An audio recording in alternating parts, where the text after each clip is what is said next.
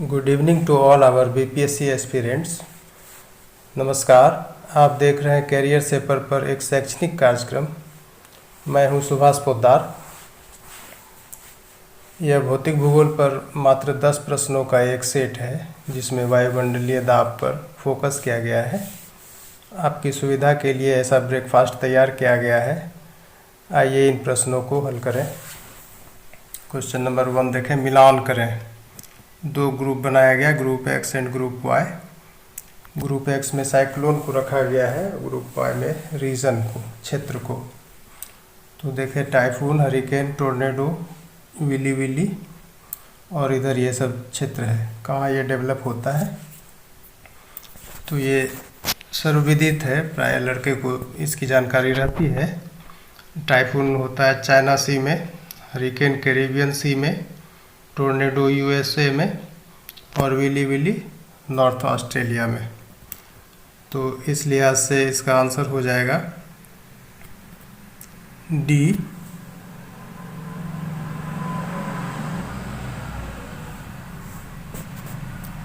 हम देखिए, इन चारों विकल्पों के अतिरिक्त और एक है साइक्लोन जिसका नाम है ट्रॉपिकल साइक्लोन, जो इंडियन ओशन में आता है। 2 नंबर देखें, निम्नलिखित में कौन ठंडी स्थानीय पवन है। ये लोकल विंड पर आधारित क्वेश्चन है। ऑप्शन देखें, मिस्ट्रल, सॉदर्ली, हर्मटन, सांता एना। अब देखें, इसका जो ए नंबर ऑप्शन है ये मिस्ट्रल, इसका नेचर कैसा है, कोल्ड है और रीजन इसका क्षेत्र क्या है, साउथ ईस्ट फ्रांस। तो ठंडी स्थानीय पवन के बारे में पूछा जा रहा है तो ये सही है, मिस्ट्रल होगा।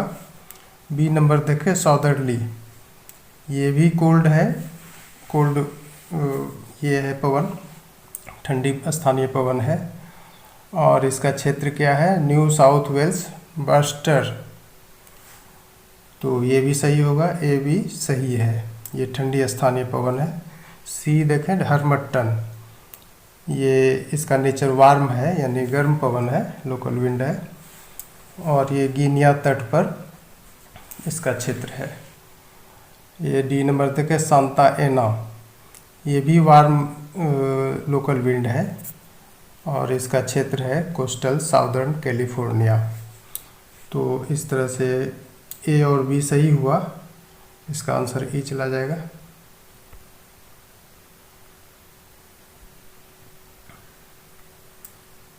ए और बी सही है।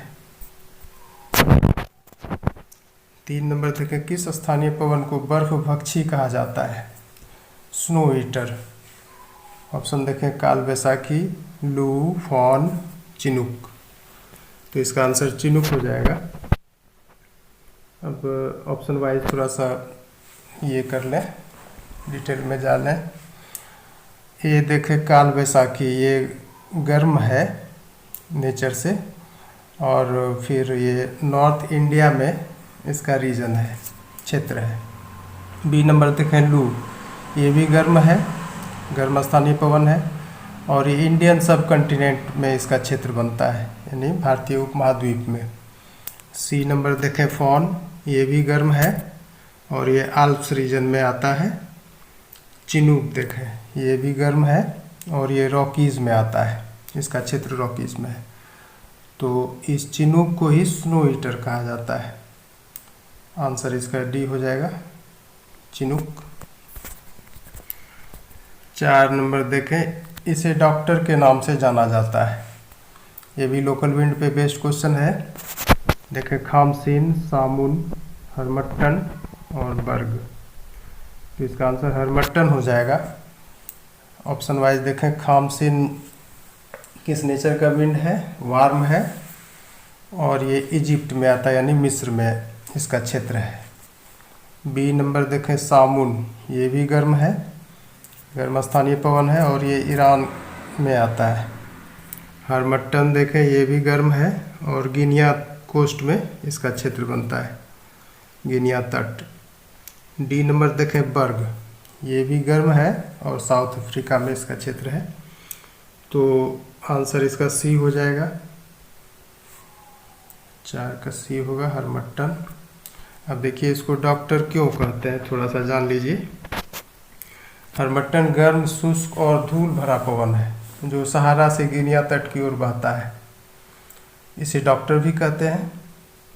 और इसके पीछे रीज़न क्या है कि ये जो पवन है ये सीलन भरी हवा से गिनिया भूमि को राहत पहुंचाता है। मतलब डैम्प एयर जो होता है गिनिया कोस्ट पर, वहाँ के लैंड पर, उससे रिलीफ देता है। रिलीफ मतलब उसको दूर करता है। ये दूर कैसे होता है? क्योंकि वाष्पीकरण की दर को ये बढ़ा देता है और रिजल्टेंटली ये कूलिंग इफेक्ट लाता है वहाँ पर, जो कि वहाँ के लोगों को बहुत ही अच्छा लगता है और ऐसा लगता है कि उससे हीलिंग टच हो रहा है, तो इसलिए इसको डॉक्टर कहा गया है। 5 नंबर देखें, समुद्र स्तर पर यानी सी लेवल पर वायुमंडलीय दाब होता है। कितना होता है ये सब याद रखने का चीज़ है। तो ये होता है 1 kg/cm², यानी 1 सेंटीमीटर स्क्वायर में 1 kg का दाब पड़ता है समुद्र तट पर। तो थोड़ा सा इसका बैकग्राउंड जान लें। अच्छा पहले आंसर कर लें इसका। बी होगा इसका आंसर। देखिए वायुमंडल को कई मिलियन टन का द्रव्यमान यानी मास और वेट होता है, ये आप जानते हैं। बहुत तो विस्तृत है वायुमंडल, तो उसका कुछ मास होगा कुछ वेट होगा, तो ये मिलियनों टन में होता है। और ये सी लेवल पर यह भार स्वयं को लगभग 1 kg/cm² का दाब डालकर प्रदर्शित करता है। इसका आंसर बी हो गया। 6 नंबर देखें, वायुमंडल का माध्य समुद्र स्तर दाब होता है, यानी मीन सी लेवल प्रेशर वायुमंडल का कितना होता है। ये मिलीबार में नापा जाता है इसको, दाब को। तो ये कितना होता है, तो इसको भी याद रखना है। इसका आंसर सी हो जाएगा, 1013.2 मिलीबार। ये सब याद रखने का चीज़ है, बिल्कुल याद रखिए और देखिए और आंसर मारिए। अब देखिए मिलीबार जो है वो दाब मापन की आधुनिक मीट्रिक इकाई है और जिसे हम MB से दर्शाते हैं। 1 MB कितना होता है, 0.75 mmHg, अर्थात 0.75 mm पारे के स्तंभ को सपोर्ट करने के लिए आवश्यक दबाव 1 मिलीबार होता है। अब देखें 7 नंबर, वायुदाब पेटियों की संख्या कितनी है। तो वायुदाब पेटी पढ़े होंगे, ये टोटल 7 है।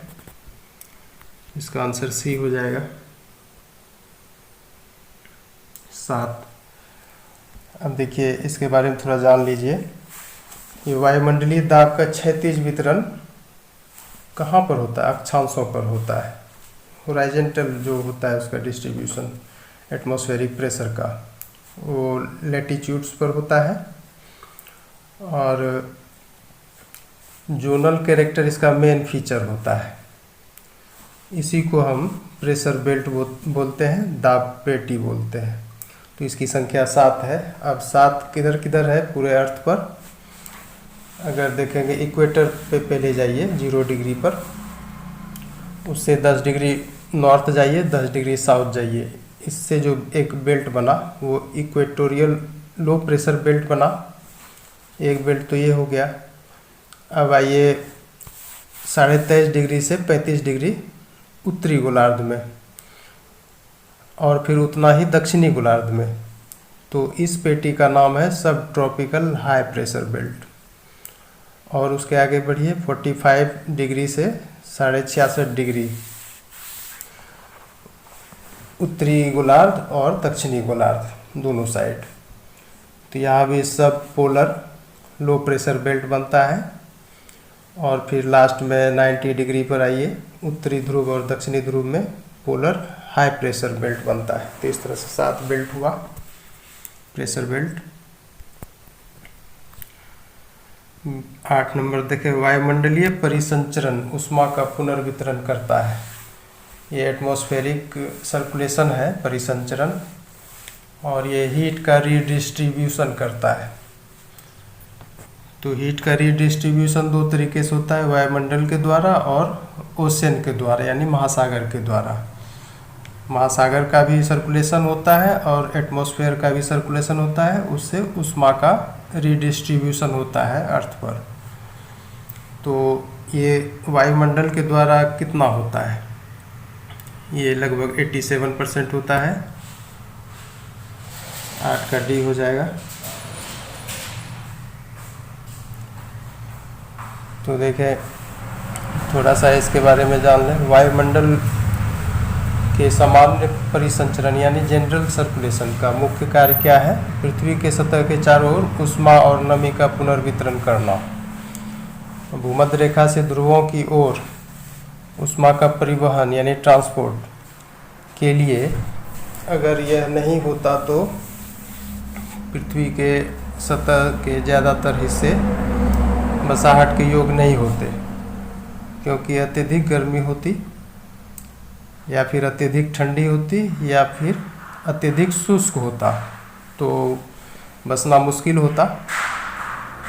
अब देखिए, फैक्चुअली तथ्यतः इस ऊष्मा का पुनर्वितरण का लगभग 87% वायुमंडलीय परिसंचरण से होता है और शेष यानी लगभग 13% महासागरीय परिसंचरण से। तो आप समझ गए कि हीट का रीडिस्ट्रीब्यूशन कैसे होता है। 9 नंबर देखें, निम्नलिखित में से कौन सनातनी पवन है? सनातनी पवन पढ़े होंगे, इसको प्रिवेलिंग और प्लेनेटरी विंड्स भी बोलते हैं, जो सालों भर बहती है और वायुदाब में अक्षांशीय अंतरों के कारण एक अक्षांश से दूसरे अक्षांश की ओर बहती है ये पवन, सनातनी पवन। तो इसका एग्जाम्पल क्या क्या हो जाएगा? इसका 2 है, व्यापारिक पवन और पछुआ पवन, trade wind and westerlies winds. तो इसका आंसर ए और डी यानी ई चला जाएगा आंसर। ट्रेड विंड होगा और ये वेस्टर्ली होगा। अब देखिए, ये जो बी और सी है, मानसून और स्थल और समुद्र ब्रीज, यानी मानसून ये पीरियोडिक विंड्स हैं, ये सब स्थल और समुद्री breeze, mountain and valley breeze, ये सारे पीरियोडिक विंड्स हैं। तो पीरियोडिक विंड्स का खासियत क्या है? ये periodic winds reverse their direction periodically with season, यानी मौसम के साथ ये अपना दिशा परिवर्तन कर लेता है, चेंज कर लेता है। पीरियोडिक विंड का यही खासियत है।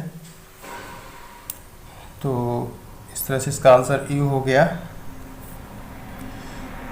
10 नंबर देखें, दक्षिणी गोलार्ध की पछुआ पवनें उत्तरी गोलार्ध की अपेक्षा होती है, क्या होती है?